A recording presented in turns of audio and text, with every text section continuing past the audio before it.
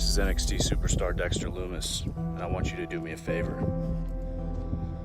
Check out good mic work commentaries on YouTube. Listen to the podcast, subscribe. And if you don't,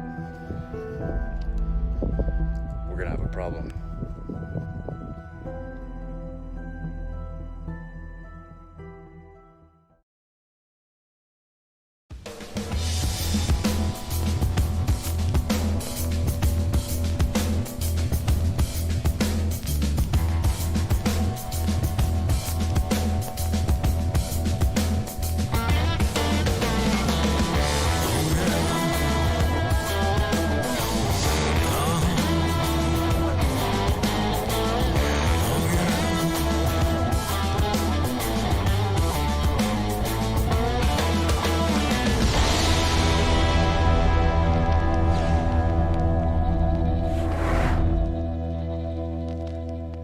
NXT, which was once a money-making brand, a bridge between the casual wrestling fans, the casual WWE audience, and the hardcore, more smarter wrestling fans who follow international wrestling, who follow independent wrestling. NXT was extremely well run by two of the best legends this business has ever seen, headed up by Triple H, who takes a genuine, real, actual interest and care and love into the talent that he works with, grooming them for their future, giving them advice. He's got a great army of trainers with him, namely Shawn Michaels, who many consider to be the Michael Jordan of professional wrestling, all there to help groom and shape talent for the future, talent to be used on the main roster one day, talent to potentially go on to work WrestleManias, potentially even main event WrestleManias. The best coaching and the best system that you really could ask for in WWE. And NXT is a brand that made even the most jaded WWE fan, the most anti-WWE fan, who hates John Cena and Fruit Loops and all that other shit they complain about, made them even stand up and take notice and say, hey, they got some good shit going on there. They've got some good wrestling, because they are attracting those type of fans by bringing in talent from New Japan, from Ring of Honor, from various independent promotions, people who have track records and have gotten their name out there outside of WWE. NXT was a way to kind of bring some of those fans back who may have been lost through the years, because honestly, as we can mostly all agree, the last, 10 or so years of WWE main roster programming has been really targeted for about 7-year-olds, because they're the only ones that would really believe this shit and be able to suspend their disbelief to that degree. NXT was an excellent idea. The Performance Center, not that it's going anywhere, but the Performance Center really helped make and shape some amazing talent. And there was many of us, myself included, who on this very podcast had said NXT is the best brand in all of wrestling before AEW came around and WWE decided to sacrifice NXT in the effort to try to hinder their growth. Because once AEW decided to go Wednesdays, then WWE moved NXT to USA. They doubled the length of the show, and we were already a little bit nervous for that as it was, because in order to compete with ratings, you're going to have to do shit that you wouldn't normally do. You are going to sacrifice a lot of your long-term creative booking that's actually done pretty well in NXT. You're going to be bringing in stars from Raw and SmackDown to try to get ratings boosts when you're going up against Dynamite.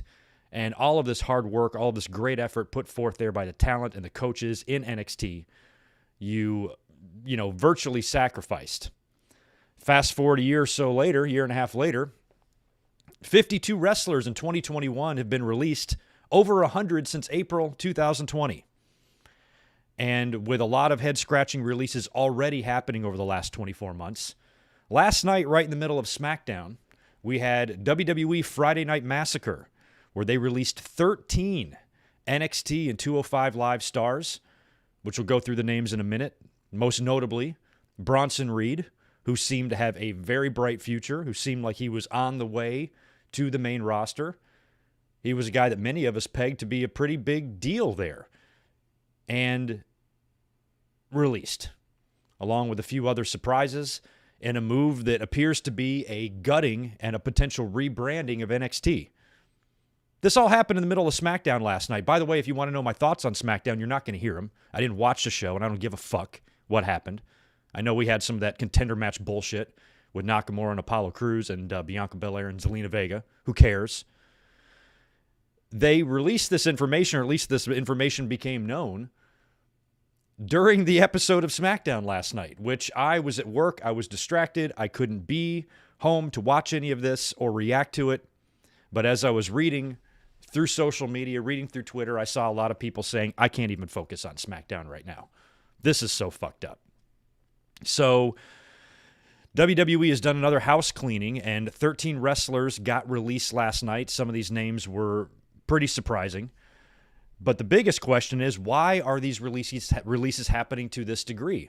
This is the unfortunate result of WWE's talent hoarding phase that they went through a couple of years ago that was pretty much primarily done to keep people away from signing to AEW. Since the pandemic, it seems like their philosophy and their business model has changed a little bit with the addition of Nick Khan, who's coming in there and slashing costs everywhere he can.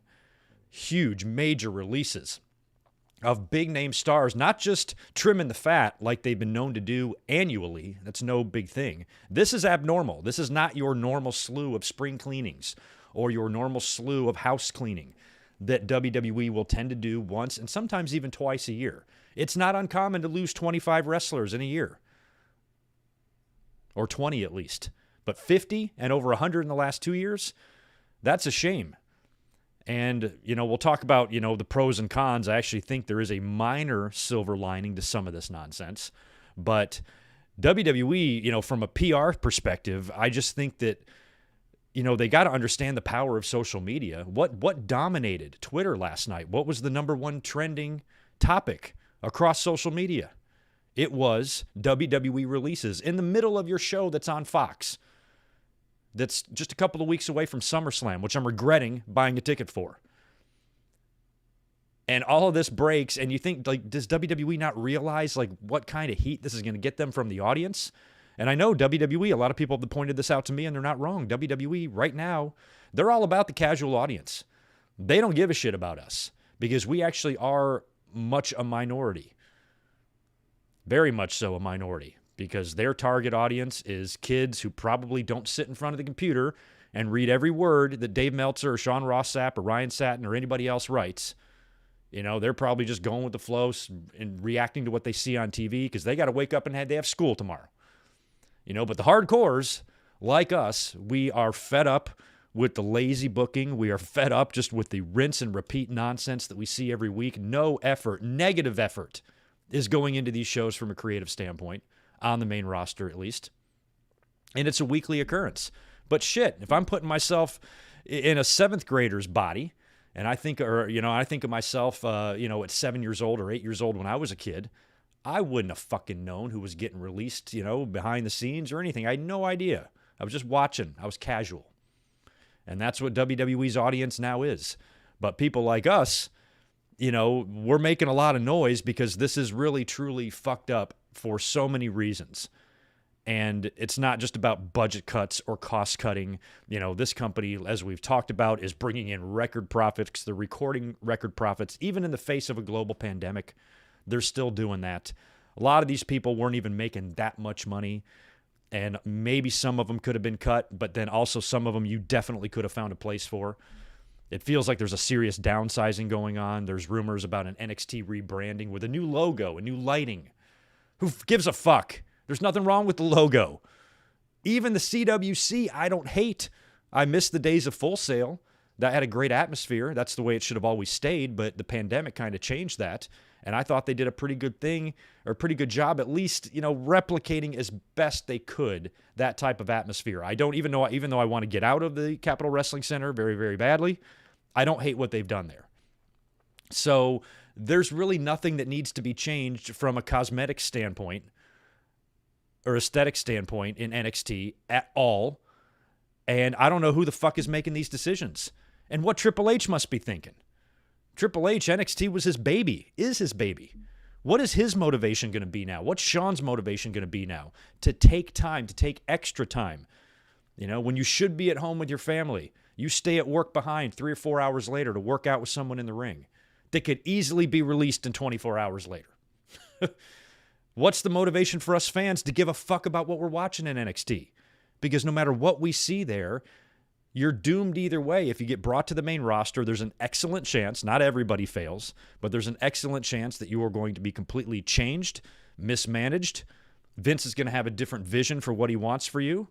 Don't have to look any further than Karrion Kross, which is our most recent example of that, who I guarantee you is going to be nothing special whatsoever on the main roster at all. He will not. He'll win a couple of matches. Maybe he even gets a random title shot or something at a pay-per-view. But I want to repeat a quote from myself that I said when Karrion Kross came onto the scene.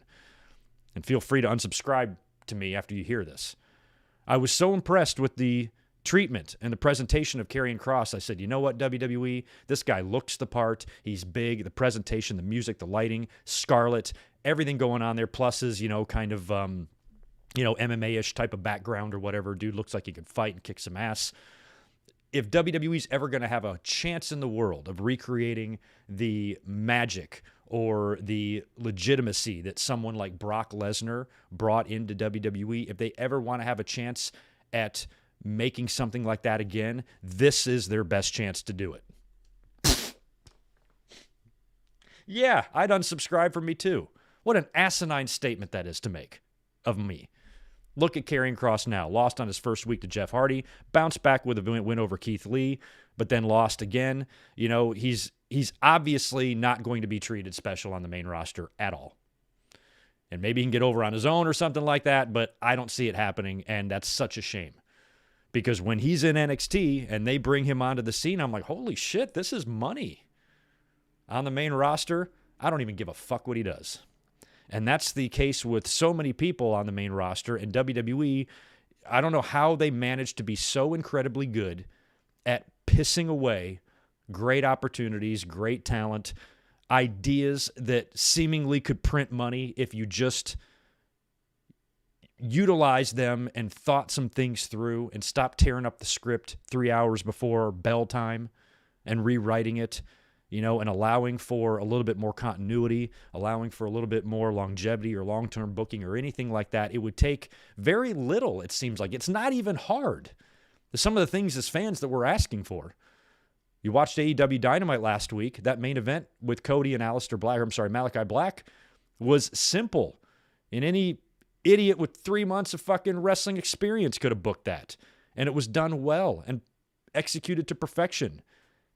And you didn't need to reinvent the wheel. You just put him over and had him smash Cody, which he did. Made a huge statement. Surprised the hell out of Jim Ross. Nobody clued him into the finish.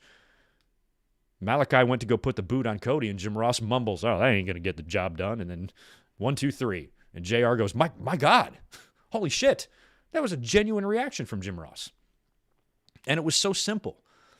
And when Aleister Black got to the main roster from NXT after being dominant there, what did he do? He's just in catering for 3 months or whatever it was. I think they teamed him with Ricochet. Then he was absent for a while. They had no fucking clue what was going on with him. They somehow didn't even notice that he went undefeated for a year. We noticed it. The fans noticed it. Hey, wait a second. Has he been beat yet? And WWE did nothing with that. They fell ass backwards into something pretty awesome. And they pissed it away. They just pissed away a great talent. Then finally they decide, okay, let's do something with him. Let's invest money in some animation, a new look, new gimmick. The story time with Aleister Black comes onto the scene, attacks Big E. 3 days later, fired. Diamond Mine was just introduced. And Tyler Rust is one of the names on this list. They just brought in this faction. You think it's cheap to come up with logos and theme music and trons and all that? You waste these people's time developing, a faction idea. Not that, Tyler Rust just can't be replaced with somebody else in Diamond Mine, but this doesn't bode well for them, in my opinion. And it's probably only a matter of time now before, they're just going to have to do away with that concept. Because now you're just releasing people that have roles, have prominent roles. Some of these guys aren't doing anything. Giant Zangier and maybe Desmond Troy and some of the 205 Live guys maybe. But for the most part, they don't seem to give a shit what's going on. They don't seem to care what you're doing on TV. So if you're a talent, I am shaking in my boots. Every year during spring cleaning, there's some talent in the back of your head. You're like, I wonder if they're going to be one of the ones. Now it's to the point where even if you're somebody who's involved and is being used on a regular basis, even if you're somebody who's been a champion in the last 6 weeks, you still have a just as likely possibility to be cut than anyone else. And that's fucking scary. And that's got to do no favors for the morale, for people's attitudes. Now people are going to be overly nervous. We heard about the WWE executives, or Vince McMahon and Bruce Pritchard and somebody else went down to the Performance Center to scout talent. They brought some people up for dark matches on main event or tryout matches on main event, like Karrion Kross and like Bronson Reed. And then Bronson Reed dropped the title because he think he's going to go to the main roster, and they cut him. So now if those people, if Vince comes back to NXT or the Performance Center, I'm going to be scared shitless to even talk to him or let him see me wrestle, because they might just decide the next day as they're reading through all these names, we're just going to cut him. He didn't impress us any. You have no clue their background. They have no clue their story, or possibly how hard they worked, on a daily basis. Some of this talent working extra time in the ring beyond the PC classes, going in and working on their days off and during their free time to try to get better, been doing this for a year plus, and then you get cut because the people in charge of cutting these guys don't know the backstory or don't know how hard they work or maybe even the improvements they've made. Mercedes Martinez is one of these names as well. She's at home right now recovering from a concussion from the kick to the head by Xia Li, who I think is like one of WWE's own homegrown people. So they create a talent. That talent injures a 20-plus year veteran. And while she's at home, you fire her? That's some Eric Bischoff, Steve Austin shit right there. But you know what? I bet not one person outside of NXT even had a fucking clue Mercedes Martinez was injured in the first place. Because they don't give a shit. They don't even think about any of this stuff. They are just remorseless, cutthroat, fucking lunatics. I don't know if it's Nick Khan or what the fuck it is, or Vince is just kind of letting other people make these decisions, and maybe he just kind of gives the final yay or nay. But WWE, when they were hoarding all of that talent, now a lot of this talent is starting to get cut. That's not really that surprising, but when you think about the names in recent weeks, the Braun Strowmans, the Bray Wyatts, the Bronson Reeds, Mercedes Martinez, these are pretty big names. Pretty big names, and you got to wonder what the hell is going on there. I'm all for downsizing a little bit. I'm all for cutting talent that you're not using, because they can go off and keep honing their craft internationally or, around the country or in the indies, or just have a little bit more freedom and not just stuck there eating your shitty catering every day. So obviously you have to cut people. It's unavoidable. But over 100 since April 2020, this is ridiculous. So I've been rambling this whole time. I haven't even read you this list of names that WWE cut last night, right smack dab in the middle of SmackDown. Bronson Reed, like I said, was probably the biggest surprise there, along with Mercedes Martinez. Bobby Fish, who, kind of just wrapped up his business with Roderick Strong. Bobby's a little up there in age. He also has been pretty injury-prone on the roster, and ever since Undisputed Era died, there hasn't been much for him to do. Can't say that release surprises me very much, but it still sucks. What about Leon Ruff? 2 North American champions they released. Bronson Reed and Leon Ruff. Leon Ruff, they were trying to do something with. He was funny. They put the belt on him and it fell down to his ankles. Cracked me up. And he's good, and he is athletic. He's got a great attitude. He's a good person to have there. I think his fiance or girlfriend is the referee. You cut him. Jake Atlas is another guy that a lot of, independent, knowledgeable fans know of and liked and were rooting for. Tyler Russ, like I said, just began Diamond Mine with all those guys. Kona Reeves, Ari Sterling, Stephen Smith, Zechariah Smith, Asher Hale, Giant Zangier, and Desmond Troy round out the 13 names. According to Andrew Zarian of Matt Men Podcast, he tweeted about 6-7 hours ago that there are more releases to come. I got a busy day. I wasn't even supposed to be up here to do any sort of a video today. I got to go to work early. That's why I'm here at 1 p.m. here on the West Coast. 4, I guess, if you're on the East. So I only have time to come up here and chat about this for about an hour. So maybe before we're done, more releases will happen. I hope not. Or maybe we'll get some more news. later this weekend. For those of you going to be around tomorrow night, we're going to try to do something fun here on the channel. WWE SummerSlam 1994 watch-along. It's going to be fun. We're going to watch Brett and Owens cage match, Diesel and Razor Ramon for the IC title, and Walter Payton, the two Undertakers in the main event. United Center, sold out, first ever show there. That's topical because we got SummerSlam on the horizon, and AEW Rampage kicks off in less than 2 weeks in the United Center. I'm sorry, it kicks off next week, and they have week number 2 in the United Center, and CM Punk is going to be there. So we're going to watch SummerSlam 1994 tomorrow. We're going to do that at 8 p.m. Eastern, 5 p.m. Pacific. And if you guys want to hang out, it should be fun. We'll crack open some cold ones, and we'll watch one of my favorite SummerSlams of all time. And then on Monday, you'll be getting me for the Raw review. So 3 more days. And I was here on Tuesday and Thursday. And I'm in the middle of a really busy work season at work. I really need to get on the other side of Labor Day so things can cool down and I can have more time to dedicate to the channel. But I'm busy as hell right now. So all these releases, I'm like, my God, I can't wait until 3 more days to talk about this. We got to come up now and do it. So I made time for it. And the more I thought about it, the more I slept on it last night, the more pissed off I was getting, you know? And we'll kind of talk about that for the next 45 or so minutes here. I'll go over to the chat and say hi to you guys, answer any super chats that are there. Do me a favor, hit the thumbs up button for me if you don't mind. And I never did a sound check. All right, we look good. Let me just cruise up here, say a quick hello. Yeah, and this is not like a Winged Eagle podcast or anything like that. I wasn't supposed to be up today, so this is just kind of a quick one. Nathan Hansen, good to see you, man. Appreciate the $2. They cut Jake Atlas on his 5-year anniversary just a few hours before. He's right, just a few hours before all these releases were announced. Jake Atlas had posted on Twitter that today or yesterday was his 5-year anniversary in wrestling. Congratulations, Jake. Here's your gift. You're fired. My God, this company. This fucking company. Chris Ludecki, what's up, dude? Thanks for the $5 from you. I hate hearing about all these releases, but at least it's not 2002, where if you got released, you had nowhere to go to make good money. That is a point I'm going to bring up here. I mean, in the when you look at it, it's never good to lose your job. We feel for all of this talent, but at the end of the day, it's really the best time to be released in 25 years, probably since 1996, 1997. There's never been a better time to leave the company you're working for because you've got another very big option out there, and you've got other options just like you did back then. You had if you left WWE, you had WCW and ECW, and you had, you know, a few other options as well, where now you've got AEW, and then you have a ton of independent wrestling out there now where you can get booked and you can make some money and probably do very well. So, you know, there is options now instead of WWE just owning the entire wrestling landscape globally. There are more places to go. And I'll tell you what, a guy like Bronson Reed, I'd love to see him in New Japan. He'd fit like a fucking glove there. Like an absolute glove.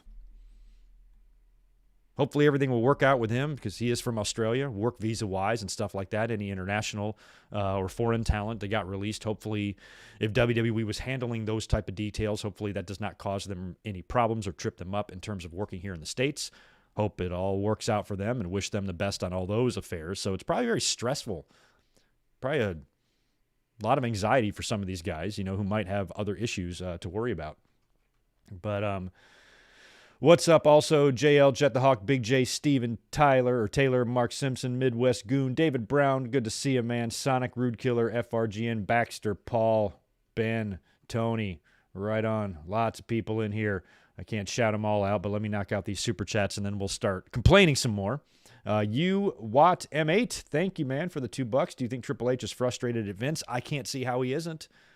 We kind of joked about that, or not joked, but just kind of spitballed, speculated on that type of stuff in the past few weeks with all this shit. And I'm like, is there some sort of power struggle going on with Triple H and Vince McMahon? Are they not getting along? Is Vince purposely fucking with Triple H, undoing everything that he does, all of the hard work and time that he puts into a lot of these ideas and storylines and talent and how they're presented in NXT, and then he brings them up to the main roster, undoes all of it, and then buries them? I mean, is he really doing, like, is that how fucked up they are? I wouldn't put it past him. On WWE's earnings call, Vince McMahon joked that not only is AEW not competition, but they should give him some more talent.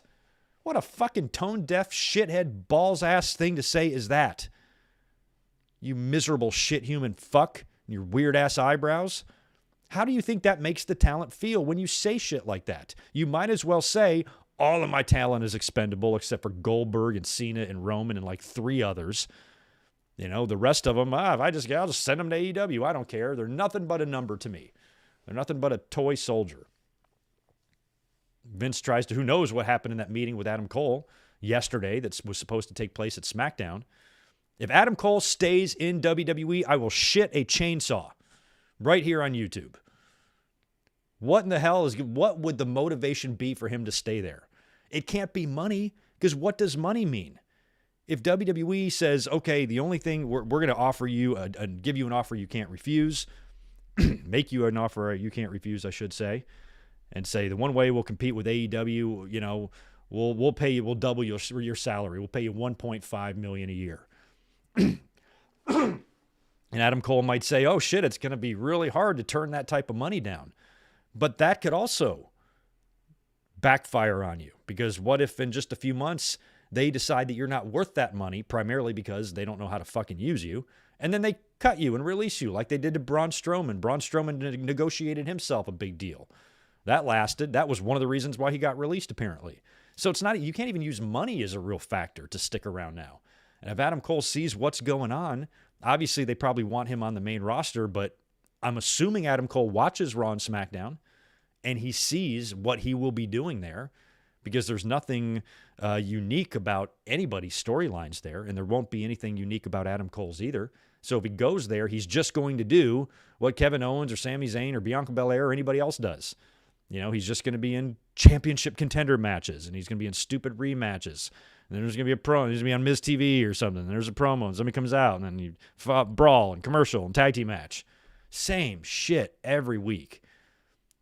And I talked the other day about how I'm not ever going to tell any wrestler what they should or should not do, and I don't think the fans should either.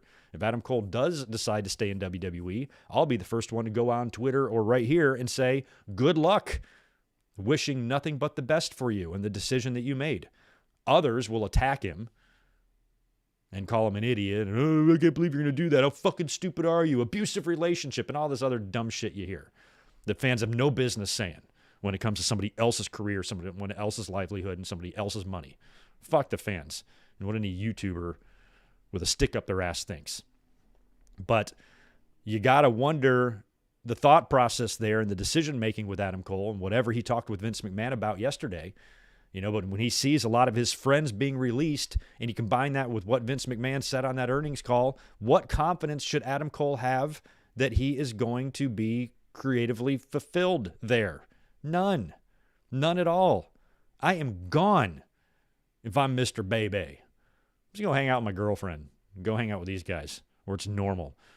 There's not a fucking kooky-ass billionaire running around not knowing what he's doing. Half senile, So I don't know. We'll see if anything comes out in the next day or so regarding Adam Cole. But hopefully he leaves too. Pete Dunne's contract is coming up. We talked about that.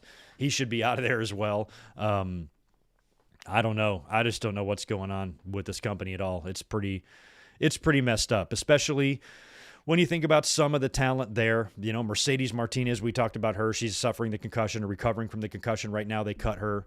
And, she was somebody who was in Retribution and was like, this is stupid, and asked to go back to NXT. And then they brought her back there, and then they just cut her. So it's ridiculous, some of these cuts and the reasonings and why and what they're thinking. Morons. I don't know how else to put it. That's what they are. Fucking A. Nathan Hansen, you got 5 more coming to me. Thank you, dude. What are they going to do when Cena, Goldberg, and Edge retire? They all pretty much kind of already are in a lot of ways, or at least semi-retired. I don't know. Cena, I don't know where he said it. He did some sort of an interview where he did kind of reiterate that, saying, WWE is focusing so much on the long term and the legends and stuff like that. What's going to happen when that dries up? They become less stable. And he's right. That's just something we've all known. But the fact that it came out of Cena's mouth was a little bit surprising. Nikita, good to see you, man. Thanks for the 2 from you. When does Triple H ask for his release? I joked yesterday, too. I was like, Triple H being all elite isn't even like that far-fetched of a concept, I guess. I mean, at what point is he I mean, how frustrated is he? And where does Stephanie stand in all of this? We put smiles on people's faces. Fuck you. No, you don't. You sit on people's faces and shit up their noses is what you do. You assholes. They're so delusional. They're so fucking arrogant. It blows my mind. And I'm curious if Stephanie might be more on Triple H's side, with this. Like, oh, I know, honey, dad's crazy. Or if Triple H is like, what the hell is going on? Or, how much power Nick Khan was given or is given or whatever. And he's been given free reign to just slash cost anywhere he wants without having to ask twice about it. He's the final say. Cut this guy, cut this guy, cut this guy. Why is somebody who's been brought in for business reasons determining talent that is worth keeping or not? That makes no sense to me. I mean, Bruce and Vince must be in on these conversations then. That must have been what the trip to the PC was about, to analyze everybody, get a look at everybody, and then start looking at your list of names and getting rid of the ones you want to get rid of. I'm assuming they're a part of this. Otherwise, if it's just Nick Khan, why would you give him that sort of authority? Somebody who knows nothing about in-ring wrestling talent whatsoever. He's going to be the one to make these decisions. Like, what the hell is going on? It blows my mind. So Triple H, I would assume, is probably pretty pissed off. And I don't blame him at all. I wouldn't blame him at all. And like I said earlier, where's his motivation to really, work hard and continue to make NXT his baby when they can just snatch people away? I guess Triple H doesn't have much power in this, or this is not up to him, or he has nothing to do with these decisions at all. I don't know how involved Shane McMahon is. Shane McMahon apparently has been back in the mix a little bit, working back side by side with his dad. A lot of us back in the day, prior to Triple H being around, thought Shane was going to take over for Vince. And then Stephanie and Triple H got married. Shane disappeared, and it looked like it was going to be Triple H and Stephanie taking things over, the two of them kind of running the company together. Now we don't know what the hell's going on. Now they're turning it over to these big corporate executives who are doing some really messed up stuff. So the company is just not run very well at all, in terms of, decisions and what the hell they're doing. And you're firing people in the middle of runs and pushes and time on TV without, wrapping up business first. They don't even care about wrapping up any storylines or paying anything off because they know their audience doesn't really pay attention to that. At least the casual fans don't. Maybe the younger fans don't.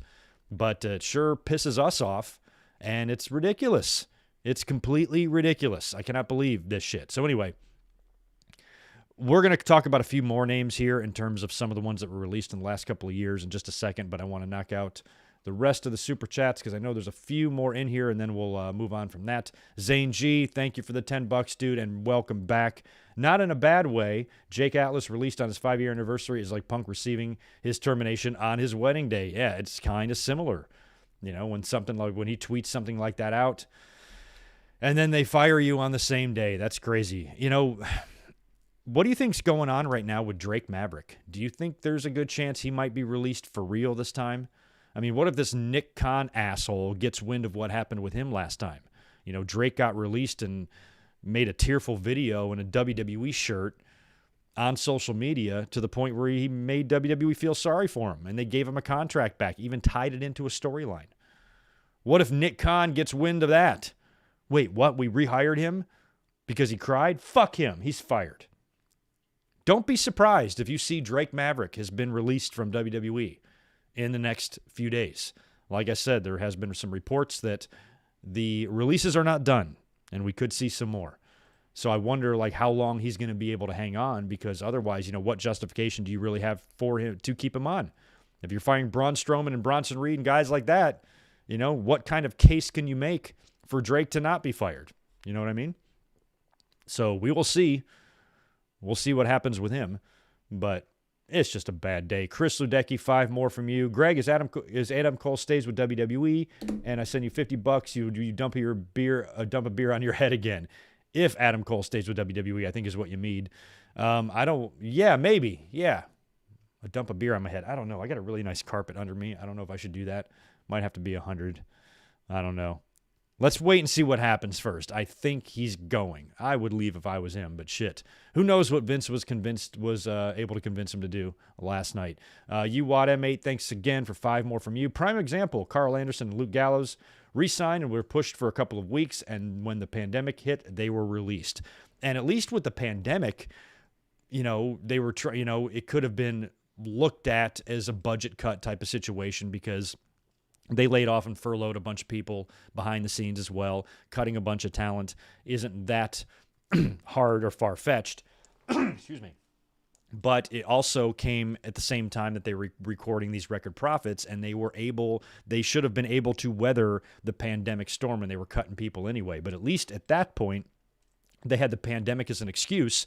Oh, we went and signed everybody. We paid a lot of people, overpaid people some money to keep them with us. Now with the pandemic, things have changed. We don't even know when things are going to get back to normal yet, so we have to release some guys. At least there were some people that could maybe even understand that a little bit. But in the grand scheme of things, it was stupid because they were bringing in so much money, and they could have kept these people on. They chose not to because, it's all about, it's all about the shareholders and all that fucking nonsense.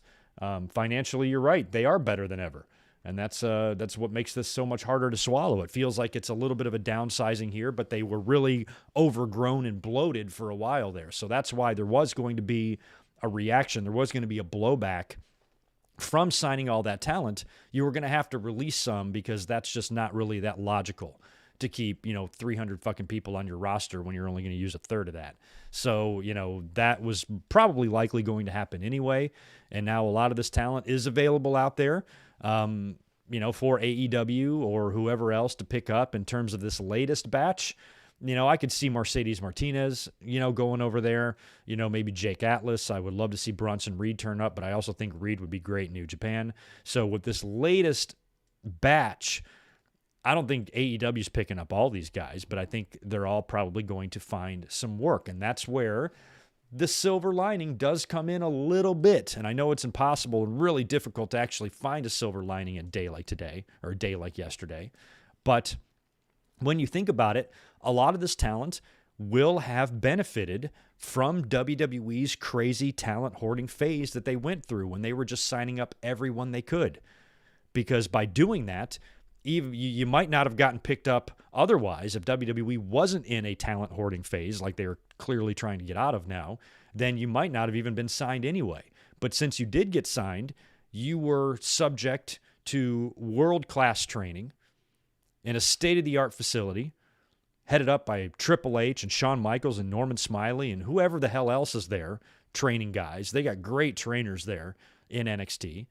You are given more visibility now because you're utilized a little bit on TV in NXT. Maybe you're working some live events. You're getting your name out there maybe a little bit more because now you work for the big company. And so now that you're gone and released from there, that should help ensure you future work. I've got pretty good experience. I've been rolling around on the mat with fucking Shawn Michaels and guys like that. I've got some good experience. I have been trained well.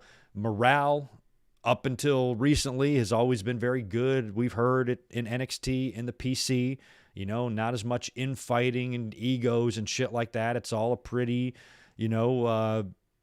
good atmosphere from what we all understood and from what we heard. It was very much like a team, and that's good for a talent to have that instilled in them.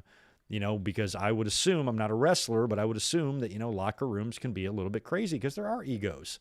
And then we have young people who are in shape, and lots of different personalities and, clashes can easily happen and stuff. So, if you're taught well and you're taught respect and things like that, which they do that on the indies as well, that can all be very valuable. So I think a lot of the talent, some of their time in WWE will benefit them because, I got my name out there a little bit. I got a little bit more recognition. People might know who I am here and there, and that should ensure helping me get bookings and be able for me and allow me to command a relatively decent price for my services.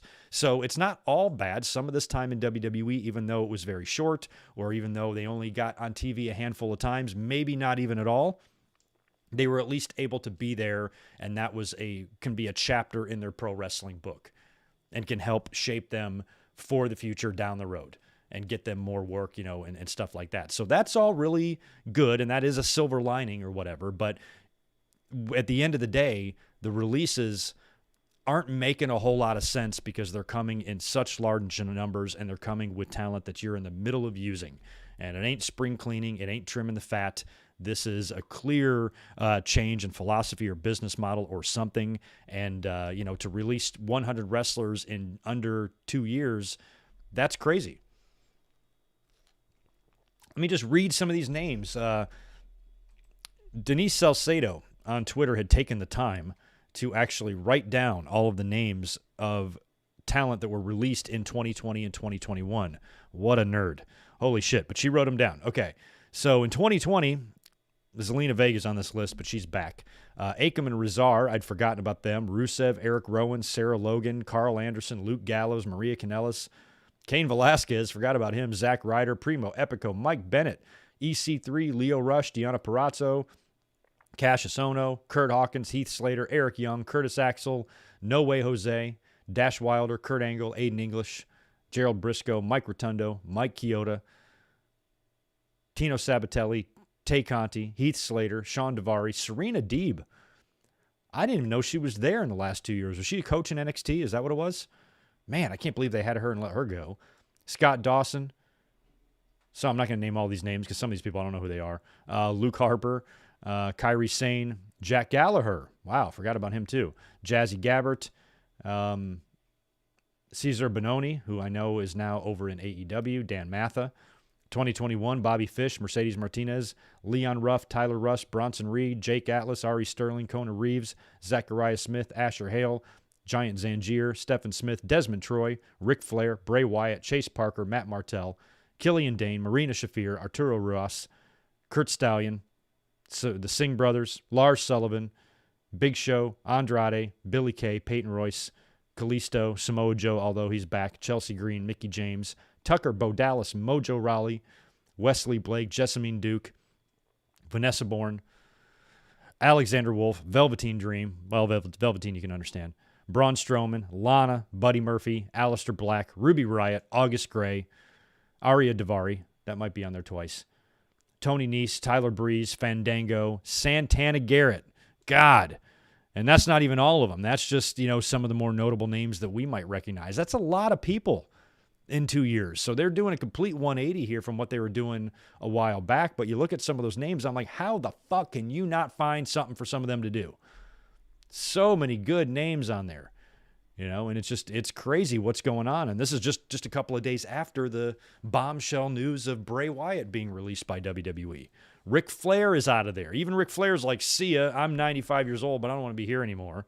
I'm going to go over to AEW and try to, rekindle things for my friends the last few years of my life. My God, it's insanity. It's completely insanity. Complete insanity, I should say. And there's probably more to come, and it's disappointing because I just don't know where the hell WWE's head is at, and I don't know what goes into making these decisions, and I don't understand any of what they're doing at all, like completely at all. It's a shame. What do you guys think about this nonsense? Triple H needs a pedigree. Nick Khan onto thumbtacks. Yeah, that might get through to him, literally. Yeah, Kairi Sane might have retired. Yeah, I know, but let's not nitpick at the fucking list. You guys get the point, It's a lot of names. So yeah, if there's an inaccuracy in there, save your breath. But you get the point, It's a lot of fucking names, and it's a complete contrast from what they were doing before. But even back then, even when they were hoarding talent, what were we saying? Why are they signing up all these people? Because they're not going to be able to do anything. And they're just doing it to keep them away from AEW. So as painful and as annoying as all of this is to watch, at the end of the day, I guess it is for the best to have a lot of this talent back out there in the talent pool to choose from, for AEW and New Japan, and just have a lot of talent, good talent that, just were maybe spinning their wheels in WWE to get back out there. But the problem is there are a lot of those talents, and there's mixed in with a lot of talents that are huge names and stars. Who's next? What are they going to do next? Is NXT just day one? Are we going to get some more main roster releases? Are they looking at these contracts? Because a lot of people were offered and given and signed to some pretty decent money deals. Who else is Nick Khan going to feel like is overpaid? I'm worried. I'm worried for everybody, even if you have a championship belt around your waist. I think Roman is safe. I think Lashley is safe. A couple other guys. But, what's to say Nick Khan's going to say, oh, man, because if they release Bray Wyatt, why wouldn't they release Kevin Owens? Kevin Owens would be awesome in AEW. He would be so awesome in AEW. I'd love for them to release Sami Zayn. I think deep down he wants to go. But there's some talent that I think would be supremely entertaining and hugely entertaining, on another show or elsewhere or whatever. But, they've got spots on the current roster now. Kevin Owens is being used. Sami Zayn is being used. And the thing is, that doesn't protect you in my mind anymore. Who cares if you're being used? You can be released tomorrow. Doesn't matter. They could book you in a title match on pay-per-view. At SummerSlam, they'll release you tomorrow. Two of the guys they released yesterday, I think it was Leon Ruff and somebody else. I forgot who. Maybe it was Ari Sterling. I don't remember. Two of them wrestled on 205 Live after their release, I believe. It's much like what I was talking about with Mercedes Martinez, who was at home suffering from a concussion. And a lot of people were, understandably upset. And they're saying, Jesus, WWE, this woman is at home recovering from a concussion and you're going to cut her loose. But in WWE's defense, they're too stupid to even know she had a concussion. Outside of NXT, Triple H and Shawn, everybody works there. Vince has no fucking idea. Neither does Nick Khan or Bruce Pritchard or whoever the hell is sitting there making these decisions. They have no goddamn clue. They didn't even check with anybody first. What's going on with her? We're probably going to cut her. Anything we need to know? Oh, she's at home with a concussion? Caused by one of our own homegrown talents? Oh, okay. Well, okay, I guess we'll wait a couple months. We'll fire her then. Okay, zippity-doo-dah, bye-bye. Shout out to Dave Chappelle. But they don't. They just do it. They just fire people. Anyway, it just makes them look like dicks. If they don't look like big enough dicks as it is, this company is so fucking full of itself. They truly believe that they put smiles on people's faces. They don't put a smile on mine. They make me want to fucking barf. They truly believe that they are so untouchable, And I'm not one of these crazy people that thinks that AEW is going to put WWE out of business. It's a completely different landscape now. Those type of options don't exist anymore. But what AEW can do is make people take notice, maybe treat their talent a little bit better, which would be good from a PR standpoint, and also offer the talent creative things to do, follow through with storylines. I hope they don't get too big. A lot of people think it's some conspiracy, and WWE is releasing this talent to flood AEW with talent, because there are people out there stupid enough to believe that AEW will just cast out a big net and just catch everybody they release. They're not doing that. They, are smart about who they are hiring, and not all of these people will turn up in AEW. So people who think that WWE might be doing this on purpose to flood AEW with too much talent and overexpand them and cause them to get too big, too quick, which could ultimately lead to their demise, it ain't like that. This is about WWE, and their bottom line and their financial figures, because they are clearly so up their own asses that they truly feel like AEW isn't going to be that much of a threat to them. Because they say that. But yet at the same time, they go out of their way to fuck with them with the Domino's Pizza story and, moving their shows around and hoarding talent and doing things like that to try to hinder their growth a little bit. They truly believe that, the fans are just going to come to WWE for the smiles, where in reality, a lot of us are fucking disgusted with the show. I still expect I'm going to be at SummerSlam. I'm excited to go to Vegas, mask or not. And I think SummerSlam will probably be a pretty good show. Probably will be a pretty fun show. But this stuff is going to stay in your back of your mind. I'm really regretting my ticket to Raw I bought in a couple of weeks. I'm going to Raw here in San Diego, the Raw after SummerSlam. A lot of people are pegging that as the day that Becky Lynch returns, and she might. But man, I got to sit there live in the audience and watch 3 hours of this shit.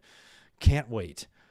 But it's only like a 30-minute drive from my house. So I'm going to do a Raw review that night. Might just be a little late. I'm going to drive home. I have everything ready. Come on, flip the camera on. Probably about an hour and a half after everybody else has done their Raw review. I'll come up super late on Monday. on the Monday after SummerSlam and do that.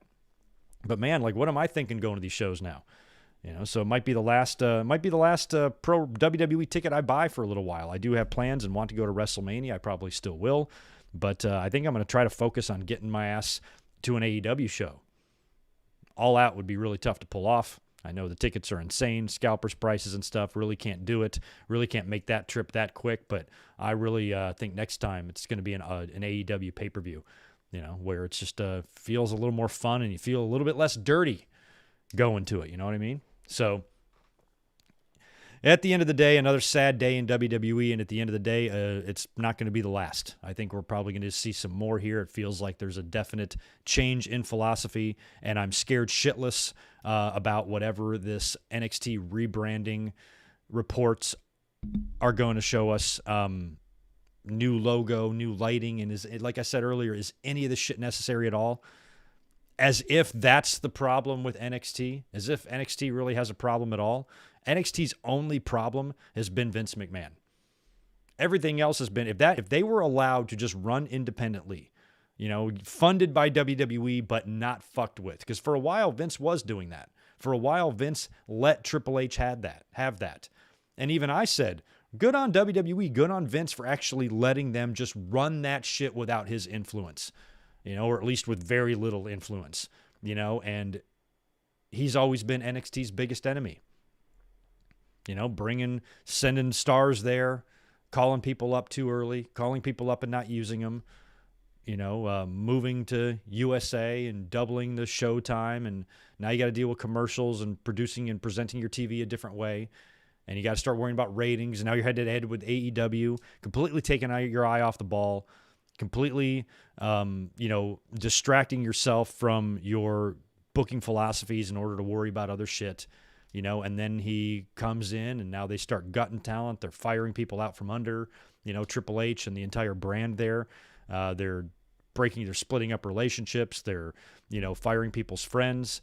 And, a lot of the talent, like I said, nobody is safe anymore, but that's cool to see a lot of talent still, who work for WWE expressing their displeasure. Alexa Bliss was vocal about Bray Wyatt's release. A lot of people on the roster, were tweeting last night, this is fucked up. So at least they they have the courage to do that. Maybe there's a few of them. I would not be surprised at all if there is a sizable number of wrestlers on the roster who hope they get released that probably don't want to be there. Maybe they're putting a few things on Twitter to get some attention of management to say, oh, let's look at his contract. Oh, let's cut him. And they're like, fuck yes, thank God. It's people who know they can get work, especially in AEW. Somebody like a Kevin Owens would fit in perfectly there. Renee Young is wrapping up her 1-year no-compete clause. That story came out this week, that she didn't have a 90-day. The reason she hasn't turned up anywhere else is because she couldn't work anywhere for a year. I think her last night was SummerSlam last year, right? So that's finally coming up. We might be able to see Renee Young somewhere else, namely AEW, because I think Renee Young does a great job. Sounds like she'll probably stay in that direction. She's got her podcast that's pretty much wrestling driven. So it doesn't seem like she's going to go the Charlie Caruso route and go ESPN or anything like that. She might stay in wrestling, and I hope she does go to AEW. She'll be perfect there. There's been a few rumblings of Mauro Ranallo turning up on AEW and being their primary play-by-play guy on Dynamite. Mauro is awesome. I don't think he's the greatest announcer of all time because his style is a little over the top for me at times, but he sure as hell has the enthusiasm, and he sure as hell has the knowledge. And when you think about Jim Ross, we all love him. We love JR, but he's old. And a lot of his commentary reflects that age a little bit. He doesn't know these guys backwards and front like he used to. There was a time when somebody would come in relatively new and JR could roll off all their accomplishments, where they've been and shit like that. He's not really like that now. Not by any fault of his own. He's old. Mauro Ranallo coming in would be a completely different story and a really nice new addition because they got other shows. They're going to move Excalibur, I think, to Rampage. Big shows on the stick a little bit, on commentary. They've got other shows. They need to have an announcing team and not put everything on, just a couple of guys' shoulders. And Tony Schiavone and JR, I think, can still be there and still offer a lot. but maybe turn over the reins of, the duties to somebody like Morrow to head up one team, Excalibur head up the other, and then you can have a couple of guys with them, and they can kind of be your anchors. That is a very exciting idea, I think, and would be cool for AEW, and I would love to see that because Mauro Ranallo, AEW is a place where you do see a lot of new talent, some independent talent coming in and stuff, and Morrow is just the guy, much like Excalibur was, to explain to the audience who the fuck these people are. So that could be great. So I think, right now, I think AEW is going to start, just getting a little bit more interest from fans because they're already drawing decent, over 1 million for the last couple of Dynamites. What's going to happen when CM Punk and Daniel Bryan burst onto the scene? Those numbers are going to go up. They're going to go up. They're going to go up when Ric Flair turns up on TNT for the first time in 21 years, whatever it's been. Same thing with Bray Wyatt, guys like that. So, there's an opportunity here for, at least pro wrestling to try to capitalize and maybe even benefit a little bit from WWE's ignorance and their fucking stupidity. That maybe, they can be over there being all kinds of stupid, and the rest of the wrestling world can maybe benefit from that. Catch some of these great talents that they're too stupid to do anything with, and to cut and fire and let go for whatever, financial reason there may be. Well, we'll take them and show you how to properly use somebody. Does any of this sound familiar to you guys? This is like a repeat of history from 20-something years ago when WCW was doing the same thing. No fucking clue how to use anybody because nobody was in charge. It was a clusterfuck. The company, Ted Turner got out of the game a little bit. Eric Bischoff, was in and out. They had a revolving door of wrestling bookers. And then, then it was owned by Time Warner and became more of a business and became looked at as more of a business. And all of this crazy spending they were doing when they could literally go out there and get anybody they wanted, Hogan, Hall, Nash, Brett, you name it. They could bring in anybody due to the amount of money they were able to pay them. And when that all disintegrated and deteriorated, it was WWE that rose up and said, let's take Chris Jericho, let's take Big Show, or let's take a lot of these guys Big Show's a bad example, but Chris Jericho's a good example. And so's Benoit, the Radicals, Eddie, guys like that. Let's take all these guys that you idiots have no idea how to properly use, and we're going to show you how to do it over here on this show. And all of them got over, and most of them became world champions. We're kind of in that boat now where WWE has taken the role of WCW, who's managed and run now more like a company, more like a business, more like of a bottom line numbers is all that matters type of business, to where a lot less, goes into the creative side or what wrestlers' potentials may or may not be. And you're just cutting guys to cut them, and they can be snatched up by somebody like AEW, who can hopefully do a lot better job with them and make them into huge stars that will help build AEW up into a really big, credible competition for WWE. Like I said, they're never going to find their superior. Their claws are dug in deep globally. They ain't going anywhere. But if you can have somebody that makes a whole bunch of noise to where they're getting half or more of their rating, because TNA, even though they had their fan base, they were nowhere near even making a dent in WWE's numbers or anything like that. That's not the case with AEW. They're growing. They've got cable television shows. Their primary show drew a 1.1 last week. Raw, just 4 weeks ago, drew a 1.4. These are not off-balance numbers here. They're pretty comparable for a company that's only 2 years old. If they can draw half of the competition's rating, if a 2-year-old company can draw half of the rating of a 60-year-old company, that is a win in my book, not a loss. So the fans that try to look at this as, AEW is just rinky-dink t-shirt company bullshit, they're so young. If you're a kid, you're not even out of diapers yet. They're 2 years old, and they're creating this type of buzz, doing these kind of numbers, selling out these types of arenas. There is no other way to look at that other than positive. And you look at it as negative, you are a sad motherfucker who needs to get laid. You're probably the type of dude who wears sunglasses indoors because it's edgy. Morons.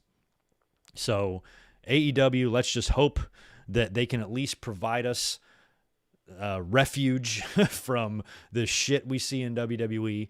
And WWE now is about the big moments, the big stars, the big names, the big marquees, the larger than life, this type of stuff. the art of wrestling is dead and lost and gone in WWE, and the only places it really lives on now is elsewhere. So it's sad. It's a shame.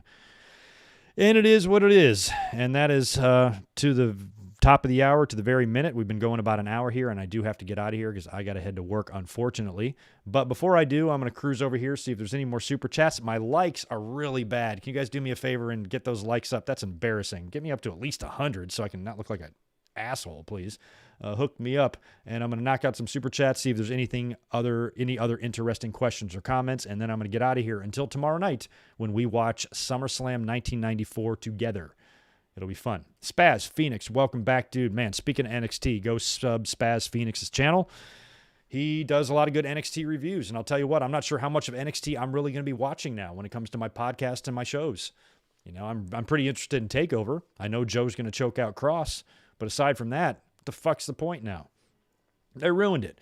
Got a pod out last night with Jake DeMarco about Bray Wyatt and Adam Cole, Max and Charlotte getting canceled, and a bunch more unpopular opinions just before NXT Genocide. Cheers, Greg, into the chat. Yes, go check out Spaz Phoenix's channel and check out that video that came out last night. Apparently that came out before Friday Night Massacre. My God. Thanks again, Spaz, for being here. Hopefully I will not miss any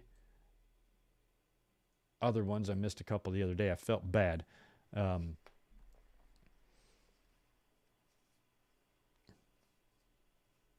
Oh, I know. I'm talking about like fans. I'm not talking about wrestlers, Barry. I'm talking about fans. You know the ones I mean. If you're on YouTube and you're wearing sunglasses indoors, you're a weirdo.